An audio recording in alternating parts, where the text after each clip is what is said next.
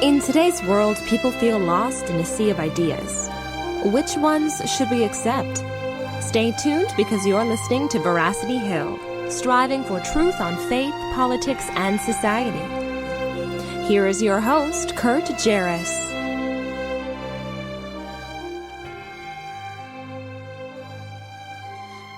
Well, a good day to you, and thanks for joining us here on another episode of Veracity Hill, where we are striving for truth on faith, politics, and society.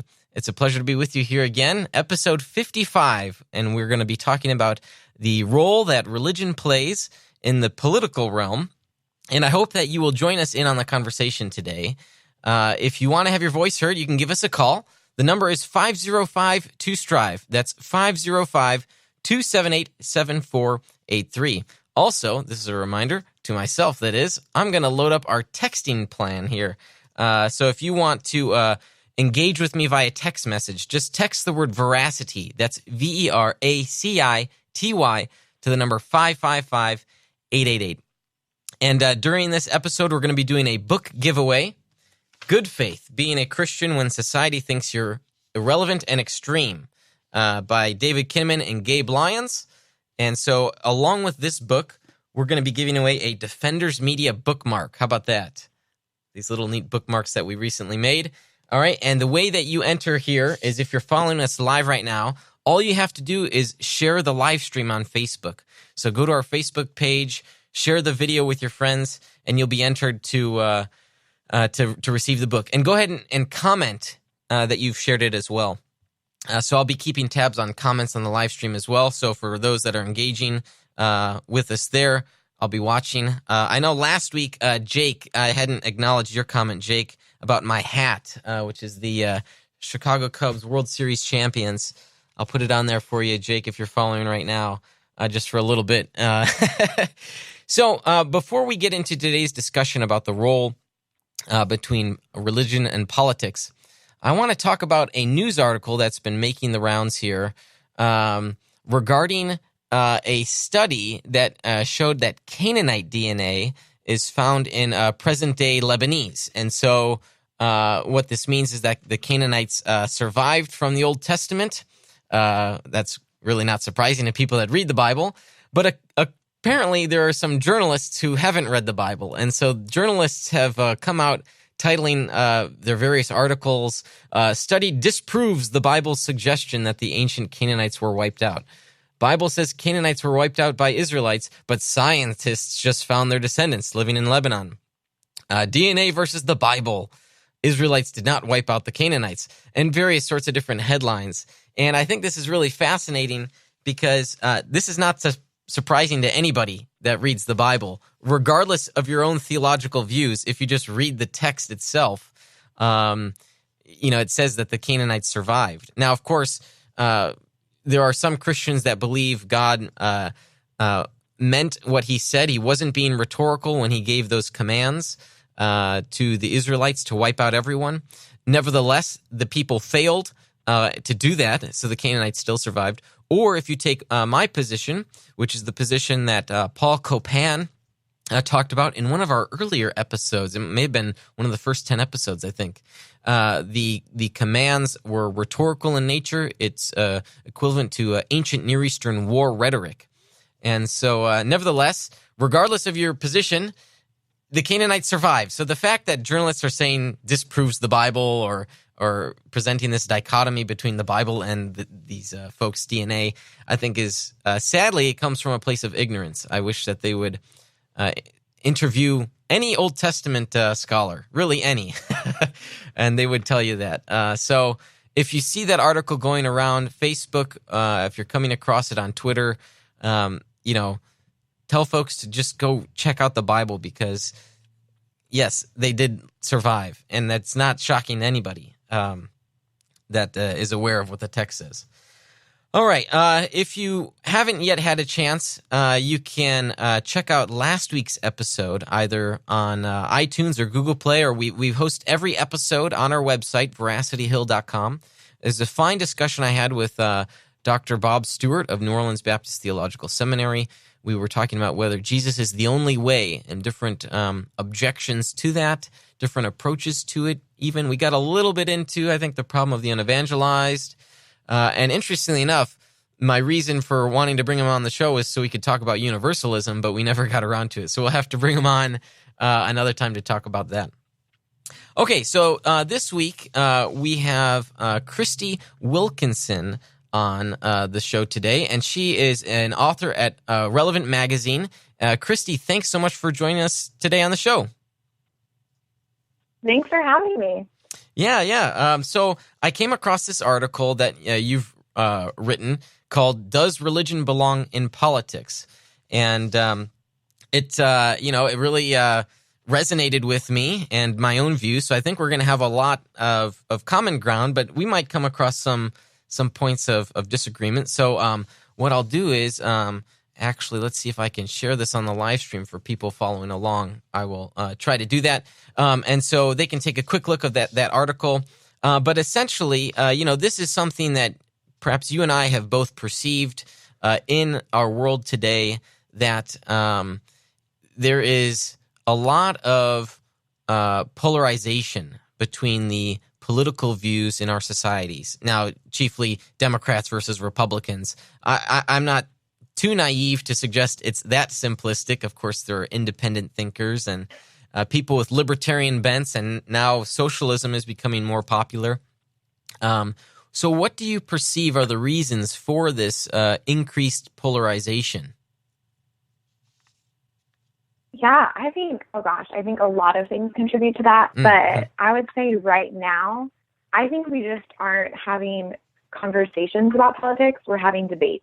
I don't see people sitting down and actually talking about things with people who they disagree with, or, asking their friends, what do you actually think about this? We all just want to debate about politics. We all want to prove each other wrong. I'm sure you see this in your Facebook newsfeed as much as I see it in mine, where people are posting articles and people are commenting back without reading the articles. People are quoting statistics and people are, and it's just like we don't actually want to take the time to sit and listen to people. We just want to hear enough of what they're saying so we can jump in and explain to them why they're wrong. I think that's the biggest thing I see. I also see a lot of people, again, not wanting to actually talk about things. So if they see that someone disagrees with them, instead of talking about that issue, they just start attacking the person, So they start saying, oh, you're a liar, you're heartless, you're, all of these personal attacks instead of actually talking about the issue. And so then people don't want to talk about politics because it just turns into this nightmare fight that doesn't go anywhere. Yeah, that's definitely, that's the sort of thing I see on Facebook a lot. One of the tips that I give to people when debating online is I say you should never write something you wouldn't tell the person face to face. Yes. I think that's a very good tip, because sadly the sort of anonymity or the space between each other, via the computer, just brings out some of the worst in us, I think. Yeah. Well, and social media has given us a cool platform to, have these debates with people that we might not see every day, or, people who live across the country from us. And I think there's merit in that, but also having a political debate via Facebook comment thread is just asking for trouble, because, people have typos and you don't have people's voice, and you don't know what they mean by certain sentences. And then you take one thing out of context and start this whole other debate, and at the end of the day, people are just, yelling at each other instead of actually having a conversation about the topic at hand. Yeah, right. And you definitely, I've seen some of the worst. It's awful. And I wish, you're right. You'd mentioned their sort of tone. You can't pick up the precise meaning that someone has when they're writing something. And that's something we've got to be a bit more charitable in our discourse. Yes. Now, for some people, they think, well, they might get so frustrated that they just will stop talking about politics. But and we're going to get into this a little later. I mean, that doesn't seem to be the right course of action either. We're just sort of political in nature. But before we get further into that, Does the failure to talk about political issues for some people, when they sort of just avoid the topics, do you think that contributes to the polarization, or do you think maybe it allows people to see a perspective differently? Yeah, I would say generally speaking, it probably does contribute to the polarization, because if we're not talking about it, we don't understand where other people are coming from, So if I'm on one side of the, party line and someone else, and I don't want to talk to them about why they think that, I'm never going to fully understand the other side. I'm just going to sit in silence and think that I'm right. And so I think we need to be talking about this for us to be able not only to understand where people are coming from, but also to find common ground and find, compromises and find the best way forward. I think right now with where our Congress is at, we aren't finding the middle ground and we aren't talking about things. And I think refusing to talk about politics is just going to make things worse. Yeah. And you brought up that word compromise. When you look at the history of politics, even just in our nation's capital, there used to be compromise. Sometimes people got one thing they wanted, and the other party got one or a couple things that they wanted, and then there was a willingness to move forward. But we're not even getting that. I mean, there's no, there's no hardly anybody's willing to compromise, and I'm not sure why. I think of back. I think it was probably maybe 7 years ago. We had President Obama, and there was talk. I think this may have been before the stimulus package even. I'm not sure. At any rate, he had made available the so-called sacred cows of Social Security and Medicare being put on the table to get some of the other things he wanted. And Republicans came out very much against compromise. And I thought to myself, and so I know we haven't met before, so I'm fiscally conservative. I thought why not? Why not just take the compromise to raise? I think Obama was trying to raise some taxes and get something done. Exactly. I think that's something that they should have done.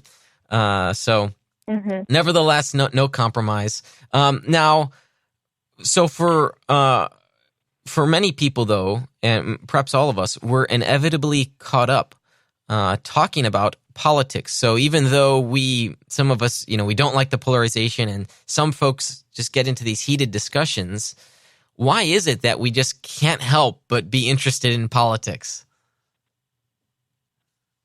Yeah, I mean, I think we should be interested in politics because it affects us. You know what I mean? I think we are constantly talking about it and constantly interested in it and constantly debating it. Even, people who are like, oh, I'm not so political, even people who aren't out campaigning, or people who don't vote, you are a political person because, the laws affect you, whether it's the laws of the street you're driving on or the city you live in, you know what I mean?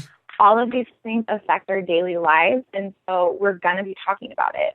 Even, going to the grocery store, taxes. I live in California. Now you have to pay for bags. You know what I mean? That was a law put into effect that now affects my daily life. And so we live in a democracy where all of these things are going to be affecting us, and we get a vote on a lot of things. So we should be talking about politics.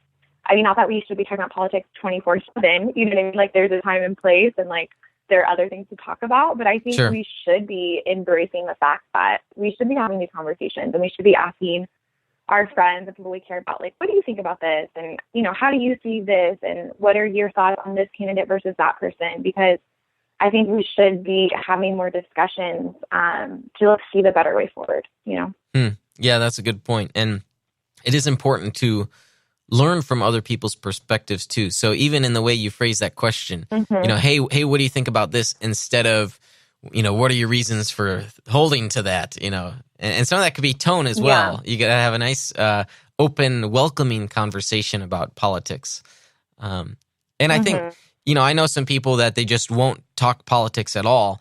And of course, a lot of people that know me love that I love to talk about politics, and some of it just deals with how we do so. Part of my motivation for wanting to talk about politics is because I want people to become comfortable themselves about discussing political issues. And even still, if we just stuck to issues, I think that'd be so much more beneficial than, say, party or candidates. So, of course, here on the show, we just stick to issues from time to time when we do talk politics. Mm-hmm. So, yeah, it's definitely something that our society is lacking, and yet everyone is affected by it, down from, federal regulations all the way down to local, grocery bag taxes. Yeah. All right. So now a few weeks ago, religion and politics made its way into social media, at least on C-SPAN, when Bernie Sanders and Russell Vought, who was a nominee for the deputy director of the Office of Management and Budget. What a position. A number cruncher of sorts. And Sanders had brought up an old article that Vought published on a Christian media website, The Resurgent. And in that article, for those that are unfamiliar with the context here, in that article, Vought talked about how he didn't believe Muslims were saved. And so this Sanders found very offensive, and thought for that reason, if I'm understanding the discussion between those two correctly, for that reason believed that Vought was disqualified from holding that position. I thought that was a staggering position to hold, because I didn't think that Vaught's position on this would, of course, affect his job in any way, especially as a number cruncher in the Office of Management and Budget. Nevertheless, that was sort of a religious criteria that Sanders used. So if I could talk a little bit about that. So one of the questions I have is, to what extent then should our religious beliefs affect public policy? Yeah. I mean, this is such a hard question, because on one hand, I think that our religious beliefs will affect everything. You know what I mean? Like, right. I am a Christian, and so I try to view everything through the lens of Christianity. So, like, if I'm a teacher or a politician or a lawyer or whatever, like, my religious beliefs will affect everything I do. And I think that's okay. I don't think we should be upset about that. I don't think we should try to make politicians, leave their religion at the door. I think, that's just a part of who we are. And so on one hand, I think it will affect everything we do, including public policy, including, our day-to-day jobs. On the other hand, America was founded on religious tolerance, or the ideal of religious tolerance. The classical sense of tolerance here. Yeah. Yeah.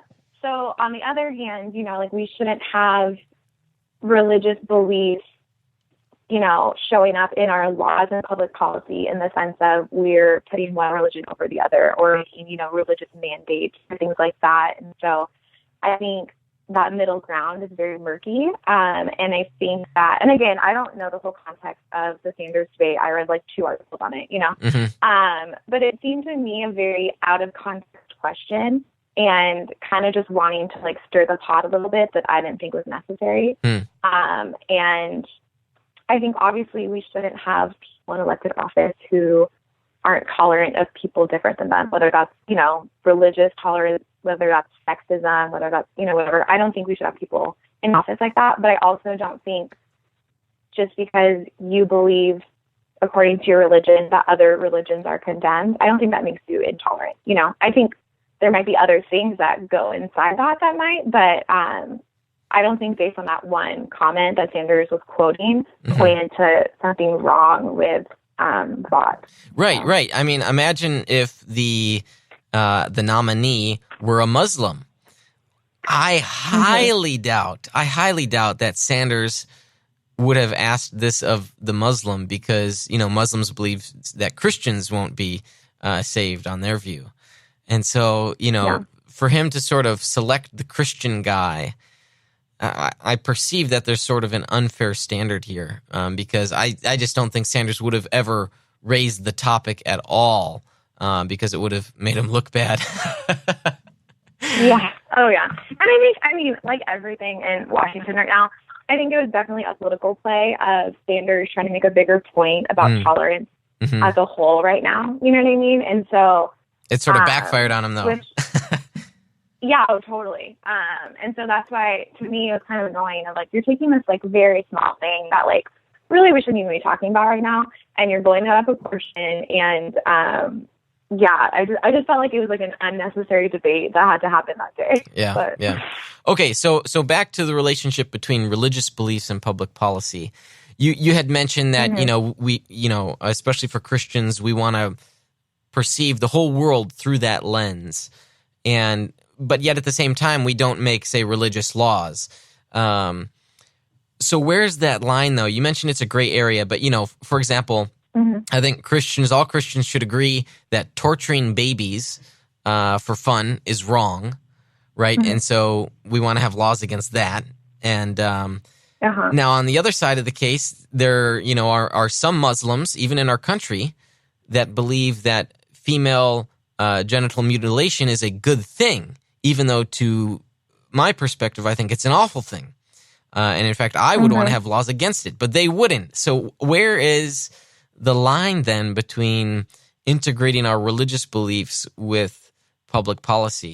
It seems like it's a really tough issue on some issues, maybe not so for others. Yeah, that's hard, and I think that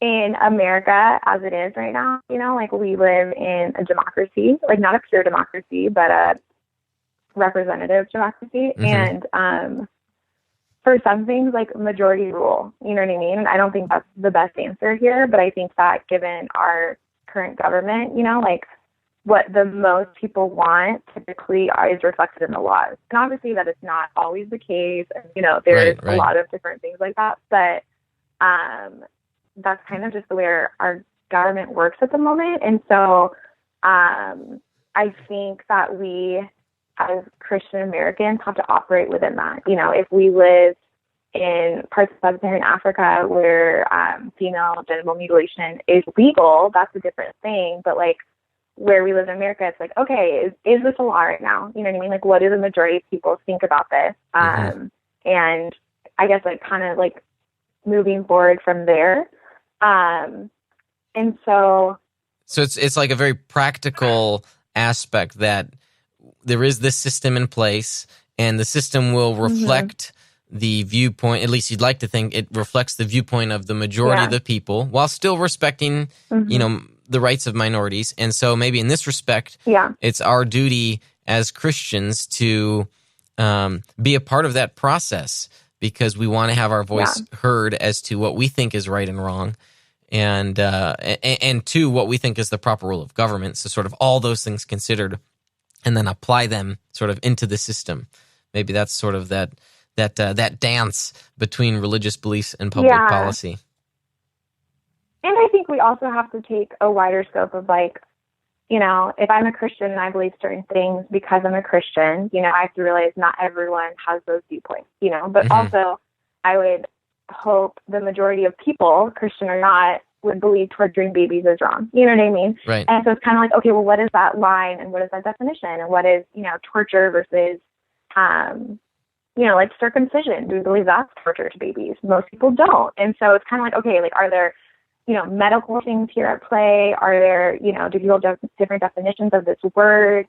And so I think that's kind of the way we can like go about, this might be a religious belief, but this also might be, I don't want to say common sense, because common sense is very specific to the person. Sure. But it's also like, is there, medical reasons why this law should or should not pass? Are there, things at play where if someone's a minor, should we let their parents make decisions for them, or should we not let parents make that decision for them? And so I think there's a lot more things like that we have to take into context of, maybe as a Christian, I believe this, but also as a citizen, I believe, these things as well. And so also moving forward from that place of, deciding what should be legal and what shouldn't. Yeah, that's good. And I smiled when you mentioned children. I've got a 3-year-old at home, And she loves watermelon and blueberries. But the other day, she was firm in her belief, I don't like watermelon. I don't like blueberries. And so even though they were on her plate, and my wife and I know that she loves those things, she was stern in her somehow newfound belief that she doesn't like them. So it was a nice reminder to me of why, sometimes you don't let little kids make the decisions because they are making things just out of spite almost sometimes. Yeah. Oh, definitely. Okay. So, you had mentioned that when we come to the political realm, we don't leave our religious beliefs at the door because, after all, if Jesus is Lord, then that means he's Lord over the whole universe, and that means that including the political realm. And so now some people think that the secular model, that is, keeping your religious beliefs at the door, the secular model is the way to go. But what do you think are some of the shortcomings of a secular political model? Yeah, well, I mean, honestly, I think the idea of leaving your religious beliefs at the door just doesn't make sense to me. I get in theory why people want that. They want let's all come to the table with no ulterior motives and find the best, way forward. But I don't think we can leave our religious beliefs at the door, but also I don't think we should. I think we vote certain people into office or we place certain people into, certain positions because we want them as that person to be making those decisions, and they're made up of their religious beliefs, just as they are made up of, it's like if we had you as a politician, we're like, okay, but I don't want you to be a dad in this conversation, so I want you to leave your parenting role at the door. Right. And it's like, you can't do that. Now that you are a parent, you're going to be thinking, how does this affect my daughter? How is this going to affect her in 20 years? You know what I mean? And so, and I don't think we should be asking people to be doing that. That's like asking them to bring half their brain to the table, which I personally do not want our politicians to be doing. Wait, you mean that they do bring their brains as it stands right now? that is the goal here. I don't know if that's actually happening, but so yeah, I just think when people are like, we shouldn't want them to be religious, or we shouldn't, have that come up in conversation. I'm like, we should want all of them to be coming to the table, every belief that they have. And that doesn't mean I agree with all their beliefs, but it's like, I want them as a full, person to be having this conversation. And I think that's also why we need more diversity in Washington, of we need more women at the table, and the few women we have there, we shouldn't be like, leave your, femaleness at the door and come to the table just as a politician. I want women at the table making decisions because they're women, because they know what I'm going through more so than men do. And I want, parents at the table, and I want people of color at the table. And I want people of different religions at the table, because I think that's, what makes America beautiful, of we're not just making laws based on one morality and one religion. We're coming together and saying, what is the best way forward for all people here, all people in our country, all the people we're representing. Yeah. And so I personally don't want people leaving their religion at the door. Yeah, it's good. Yeah, and I would be sympathetic toward the approach here for having a plurality of and diversity of views. One of the big concerns I have with secularism is that the role of government, I take it, is to come up with laws and regulations. But on a strictly secular model, I don't see how we could make objectively good decisions, objectively good laws, because secularism doesn't provide an ethical basis or grounding for our beliefs. And so that would be concerning to me, at least sort of from a philosophical standpoint. All right. Hey, well, this has been great, Krysti. We've got to take a short break, but after the break, we'll continue our discussion, and we're even going to have a round of rapid questions coming up. So stick with us through the short break from our sponsors. You're listening to Veracity Hill, striving for truth on faith, politics, and society.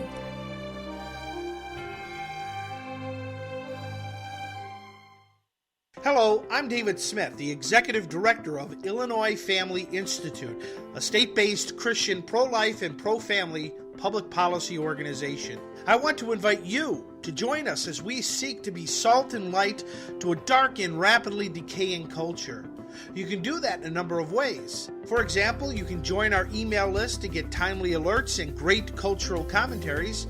You can like our Facebook page, follow us on Twitter, listen to our podcasts, and subscribe to our YouTube channel. You can attend one or more of the special events and forums we host in different parts of the state. We do all these things to encourage and equip Christians in Illinois. You see, we need you to help us fulfill our mission to boldly bring a biblical perspective to public policy. Our faith requires us to be bold, speak truthfully, and love our neighbors. Join us. Visit illinoisfamily.org to learn more. Evangelical Christians are talking about hell. What if we believe what we believe because we've always believed it? What if the gospel is really a matter of life and death? We want you to open your mind, open your Bible, and rethink hell. At rethinkinghell.com, evangelicals look at what the Bible says about hell, putting conventional and controversial views to the test.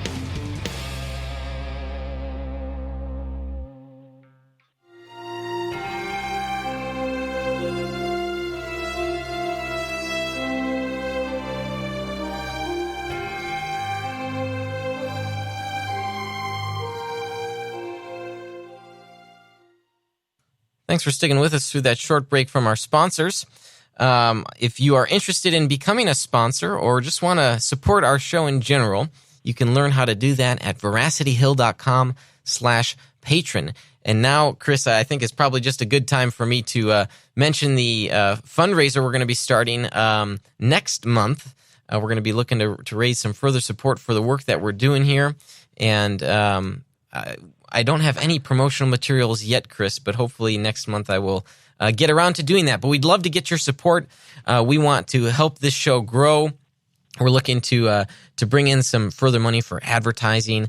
And Chris here, who has been the trustee week after week, well, except for a couple weeks here in the summer.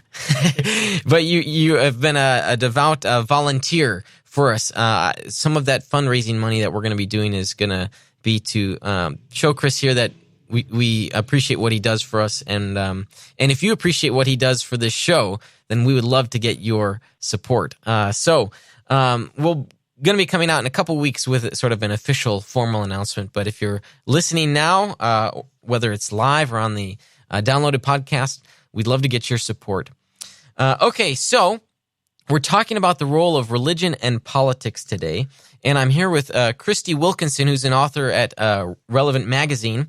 And she has kindly agreed to participate here in a fun round of rapid questions, which we've recently brought back. So, Krysti, I'm going to get the old-fashioned game show clock up. Are you ready here? So you've got 60... Okay, I hope so. All right, you got 60 seconds, and we're going to try to get through as many of these as we can. So, here we go. Okay. What's your clothing store of choice?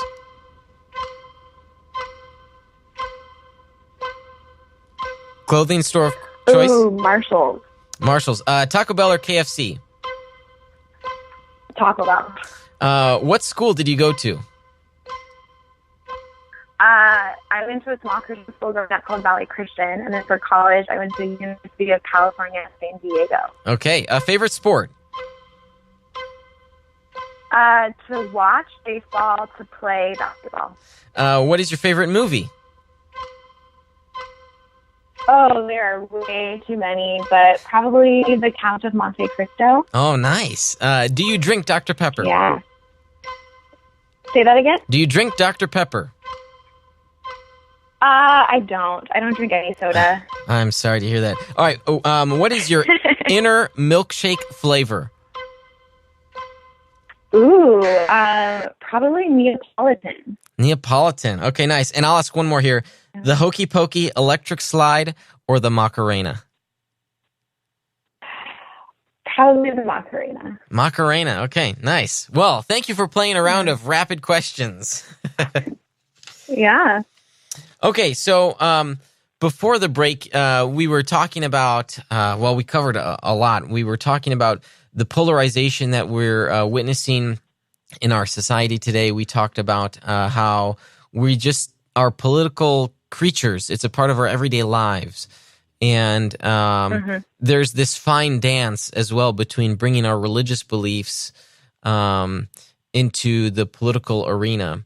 And then just quickly before the break, we also just briefly covered secularism. And, one big shortcoming of that you mentioned was it lacks the plurality and diversity of worldviews. And that is an important thing when we're considering public policy.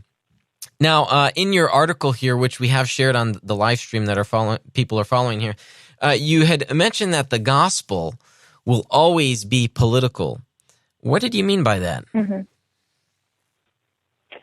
Yeah, so I think when we hear the word political, we automatically assume, government laws, which those are political. But I think political at its core is, like power structures of people and of governance. And I could look up the actual definition here, but politics to me is about people. It's about how people are governed, how I don't know, you think of office politics and religious politics. Right, it's all about how people are interacting with their people and who's in charge of that and things like that. And so to me, politics is about people, and so God is about people. And so the gospel is, God loves each and every one of us. And I think that's political because that means he loves me as much as that person down the street. It means I have to love that homeless guy as much as I love my sister. That means I have to respect someone who's going off on Facebook on a political rant that I don't appreciate, just as much as someone who I see eye to eye with. Sure. And so, and I think I think on a bigger scale, the gospel will be political because it demands of us to live in a way that is caring for other people and is caring for the, power structures that are affecting people that aren't us. And I think that's a very political thing, So I think that, I don't know. Yeah. Does that answer your question? No, yeah, I think so. And it's good because for some people, their religious beliefs are sort of these things that they hold privately, like on the side. Yeah. And that's not what the gospel is about. You're right. It's about integrating our beliefs into everything else that we do. It's not just something that we hold on to the side. And so when you mentioned, that distinction between, say, office politics, as opposed to politics, I think that helps people realize, religious beliefs have a way of working in our lives, and we need to apply it into our lives. We can't just keep it private. And also, this is a great point. You said, on Facebook, if you see someone that's one of your friends sharing an article with which you disagree, well, we still have to be Christians. We still have to love our neighbor. And, we still have these duties, and we can't lash out and be insulting and that sort of thing. And we wouldn't want to do that, especially if it's someone that's a real friend, not just, say, a Facebook friend. So, the gospel is political in that sense, that, as you'd mentioned. Yeah, well, and I think, we see Jesus in the Gospels. We don't see him running for office or, kicking Caesar out of power. And so I think people are like, oh, Jesus wasn't political. He didn't deal with the government. But I think we do see him change the religious political landscape. Like a ton of, he goes in and he, sets the Pharisees straight, and he goes to the least of these, and, he chooses his disciples as people who weren't in power and weren't necessarily, smartest. They're fishermen who shouldn't be following a rabbi. And so I think, to me, when I read the Gospels, I see so much political upheaval that Jesus was in the midst of. And so when people tell me, like, oh, well, Jesus wasn't political, I'm like, you are not reading the same Bible that I am reading. Yeah. I know. There was someone who had commented on your article that quoted from the scriptures, where Jesus and the Pharisees are talking, and, Jesus has that famous saying, give to Caesar, render unto Caesar what's Caesar's, and give to God what's God's. And the person took it to mean keep politics and religion separate. But I don't take it that way at all. When Jesus says, give to God what's God's, and we bear the image of God, right? The coin of the image of Caesar is on the coin, but God's image is on us. That means everything we do has to be for God, and that also includes politics. We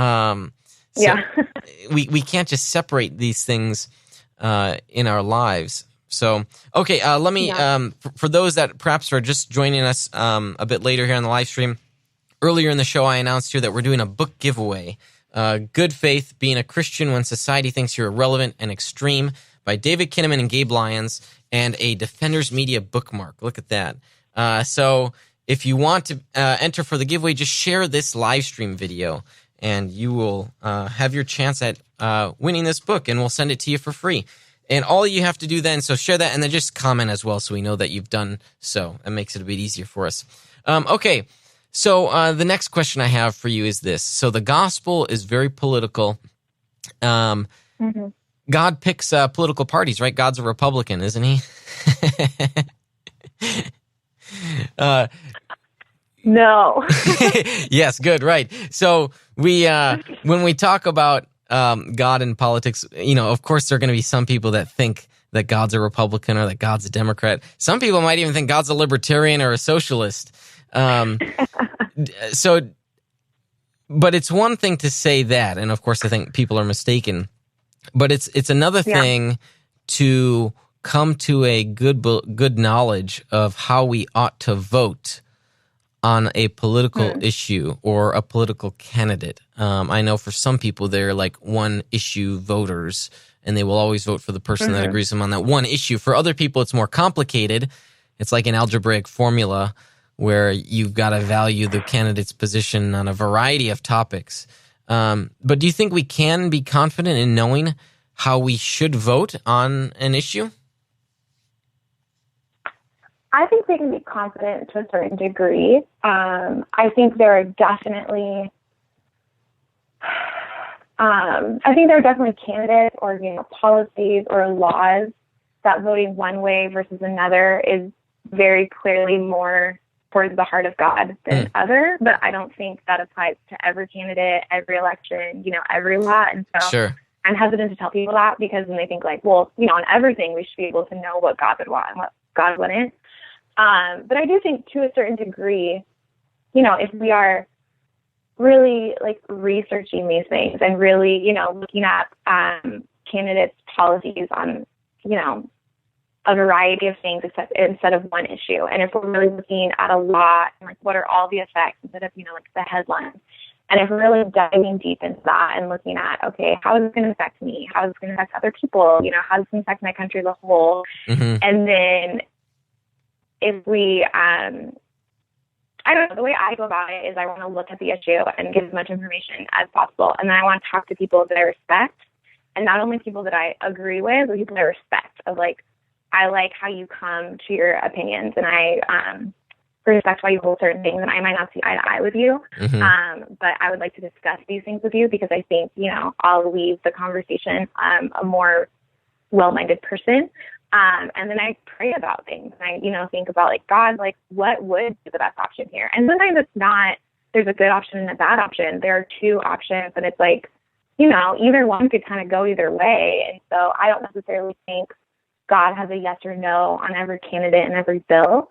But it's more just like, okay, God, like what is your heart for this issue, and how can I vote according to that? And it's hard, because I think that two very strong Christians can come to opposing sides of the same issue and still be confident that they are, voting the God-ordained way, if you want to call it that. Sure. And so it's a very hard line of like, I just think that we, at the end of the day, have to do our best to vote in a way that honors God, but also understand that we are not God, you know what I mean? And that we will never fully understand these things. And also the way I vote versus the way you vote, like at the end of the day, like, I think we have to see our small role in like the bigger picture. Yeah. I know at least this last general election, some people thought it was crystal clear who God would want them to vote for president. And of course, I'm sure you had people on both sides of the aisle thinking that Oh, totally. the two most disliked party candidates in history. So I remember I was watching, I think I was watching CNN, and we don't talk about candidates all that much here on the show, if at all. But I just remember it was so funny. I was watching CNN, and the segment of the show started off Hillary Clinton, the most disliked nominee in the history of the parties, were it not for Donald Trump, who was the most disliked. So it's just, in history, it's just unbelievable. Yeah. I know for a lot of people, who they should vote for either was really clear or was so clear that they wouldn't vote for either of them. Yeah. Oh, definitely.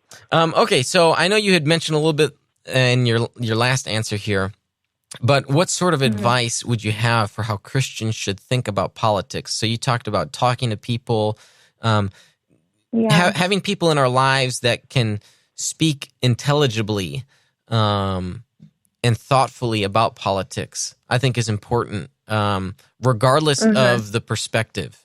I think, and sorry, gosh, I'm already giving some of my thoughts. Maybe you agree with me here, though. We're such an entertainment society that, the political ads can just be such straw men or so fierce and harsh and soundbite-ish that we might not be getting the whole picture. And so we should be talking to people that are thoughtful about politics. So what are your thoughts? What do you think are some of the things that Christians should do specifically for thinking about politics? Yeah. There's so many. I think definitely talking to people you might not agree with is huge. I think actually researching the law you're voting on or the candidate or maybe like even the history of the issue that you're so passionate about, I think that's so big. I think sadly in America, we have a lot of uneducated voters and they are okay with that. And it's hard because there are, 50 issues every election. Yeah, I live in California, so there's like 50 ballot measures to vote on every election. So it's hard and I get that. And so, but I also think we shouldn't be okay with being ignorant on like really big issues that we have power in our hands, you know what I mean, to deal with. And so I think just educating yourself, I think all of the Christians, actually like diving into the scripture that we quote so often to back up certain political beliefs, like you mentioned earlier, like give to Caesar what is Caesar's. That's thrown around a lot during, political or I guess election seasons. And, just actually diving into what does that mean and what does it mean by that and what are different commentaries on what people think like this is actually about. I think there's so many verses quoted out of context every election that is frustrating to me, but also just really like sad to me of like, you think, like you're using your faith here, but you're actually not even examining your faith. You're actually not even understanding what you're saying. And so I just think we need more Christians really examining their political beliefs and not just taking something at face value. I think that's huge. I think also as Christians, maybe this is my personal political belief, but I think we're called to view things like a law or a candidate or whatever as how will this affect other people instead of like how will this affect me. Yeah. And I think it's very American to see like, oh, this law, if that passes, my life will be impacted this way. Or like, oh, if we vote this person to office, my life will be impacted this way.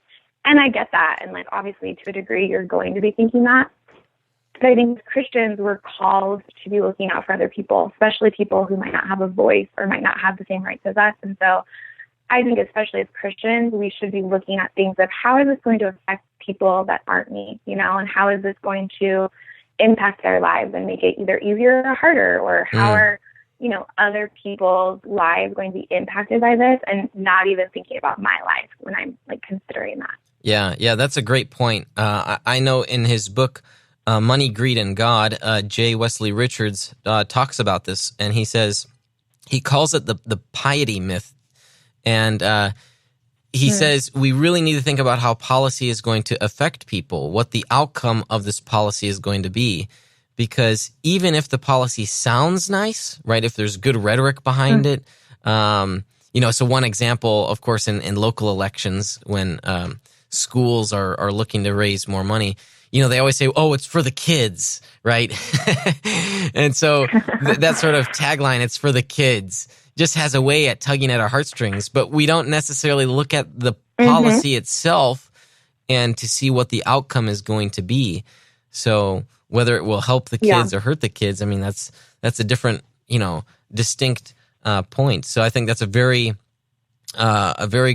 it's a great observation that you had there, that we've got to look at how it's not just going to affect me, but other people as well. And surely that fits with the second greatest commandment of loving our neighbor.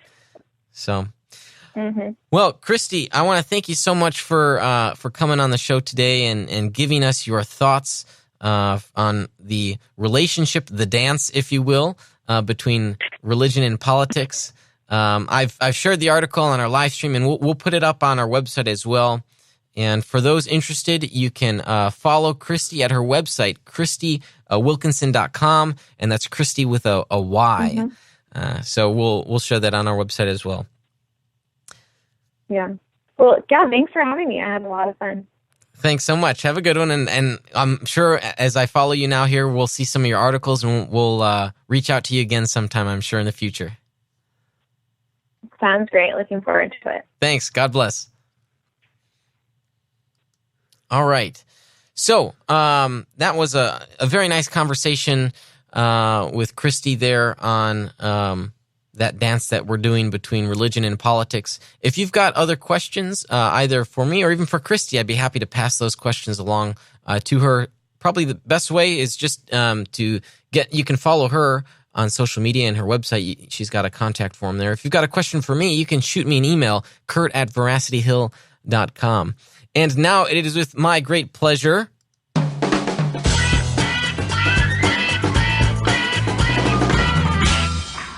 All right, that is the mailbag sound. And so we had a caller this week. His name was Bridger, and he's left a message here for me. So I'm going to go ahead and play that, and I might have to play it a second time because it's kind of a long one here, just so we make sure we've got all the questions here. So here's the question from Bridger. Hey, Kurt, this is Bridger. So I have a question to leave concerned about your apologetic methodology. How does it differ from other, classical apologetics, from the process that you take? And also, what's the comparison between yours with, covenantal apologetics or presuppositional apologetics? And finally, with your methodology, do you take a neutral stance, or do you remain not neutral in defending the Christian God in your defense? Thank you. Bye. Okay, so that question there from Bridger, he's asking about my apologetic methodology. And for those that are unfamiliar with this area of thinking, apologetic methodology is the method and strategy for how we defend our faith to non-Christians. And so there are a variety of perspectives on apologetic methodology, and Bridger mentioned two of those perspectives, the classical and the covenantal, or what's historically known as the presuppositional model. So Bridger, I'll just try my best to answer your question here. It depends on the issue. So how does it relate to classical? As it pertains to the existence of God, in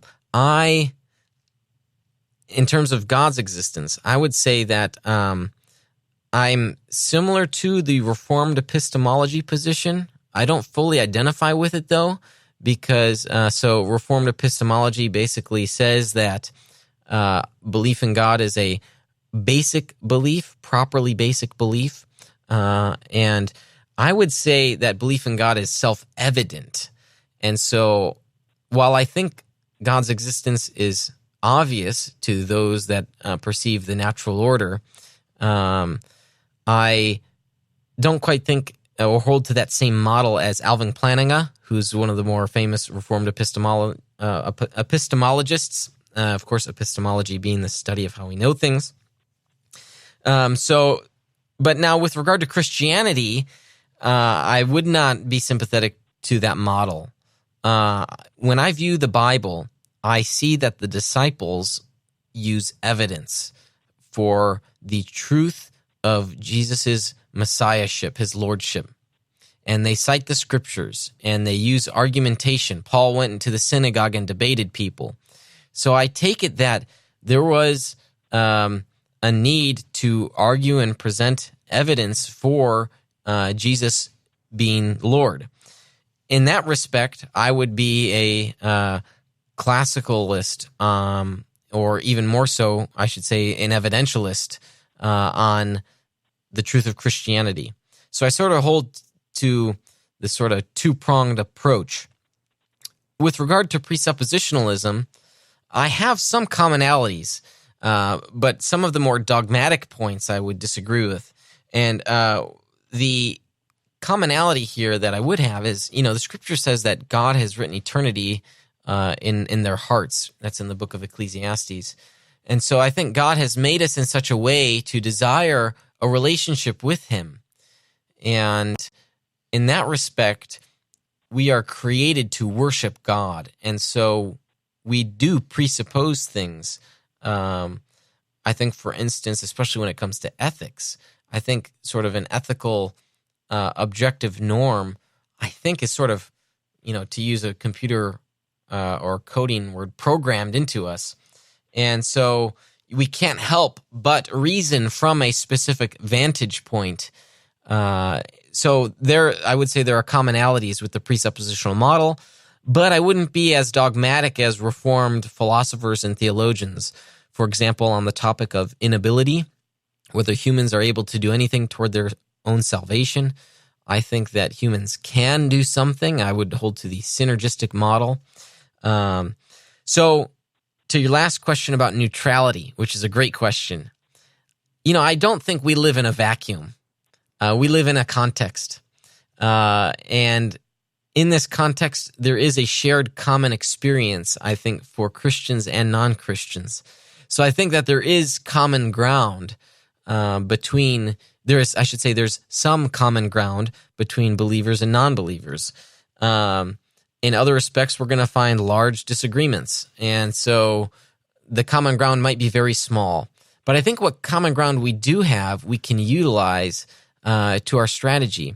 So, for instance, I sometimes get Mormon missionaries that come knocking on my door. And there was one time where a pair of missionaries, I spent a lot of time with them. And as I discussed with them, I would understand the arguments that they were using, and even in using the Book of Mormon to argue for my position.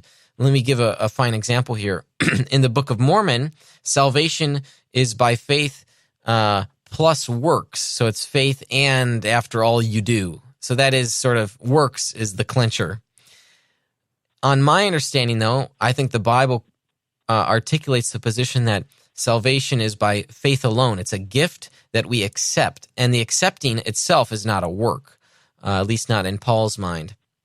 So if it's a gift, then you don't earn it. You don't earn a gift. That means it's not a gift. So this is to say, when Mormons say that they believe the same thing I do, and they believe that the Bible is one of their holy books, how do they reconcile the Bible and the Book of Mormon? So I would utilize their holy book in conjunction with the scriptures. So in this sense, there was common ground between us, and leveraging that common ground to, I think, illustrate the point that they both can't be true. And I hope I made that point to the Mormon missionaries. And of course, I hope I'm making this point clear to your question as well. So I hope I covered all of that there about my apologetic methodology. Let me just briefly summarize again. So as it pertains to the existence of God, I believe that God's existence is self-evident. And with regard to the truth of Christianity, I would be an evidentialist. And I am sympathetic to some of the tenets of presuppositionalism, but not all of them, chiefly the more dogmatic points. So I don't think there's a neutral ground. I think there's common ground. And I just don't like that word neutral because it sort of seems as if humans live in a vacuum without a context. And but there is a shared common experience, I think, that all humans have. And so I think we should use not only that common experience, but in times where we have further common ground. So, for example, with the case of Mormons, they believe that the Bible is one of the holy books. So using the Bible then in that instance. So I hope that answers your question. Thanks so much for calling in. I appreciate that. I really enjoy it when folks call in, ask a question, or email me. If you want to have a question that's been on your mind addressed here on the show, you can call our line anytime during the week. So the number is 505-278-7483. That's 505-2STRIVE, because here at Veracity Hill, we strive for truth. And so if you've got that question, I'd love to take it. And one final reminder here, we're doing this book giveaway this week here, Good Faith, Being a Christian When Society Thinks You're Irrelevant and Extreme, along with a Defenders Media bookmark. So I hope you will share the live stream there on Facebook and spread the word about what we're doing here on the show. All right, well, that does it for the show today. I am grateful for the continued support of our patrons and the partnerships that we have with our sponsors, Defenders Media, Consult Kevin, The Skyfloor, Rethinking Hell, the Illinois Family Institute, Evolution 2.0, and Ratio Krysti. And thank you to the tech team today, Chris. I appreciate your work there, running the live stream, working the mixer. Thank you so much for your support there. And then also a big shout out to Krysti Wilkinson for coming on our show to talk about the dance between religion and politics. And finally, I want to thank you for listening in and for striving for truth on faith, politics, and society. You've been listening to Veracity Hill, striving for truth on faith, politics, and society. This is a listener-supported program. For more resources, including past shows, visit veracityhill.com.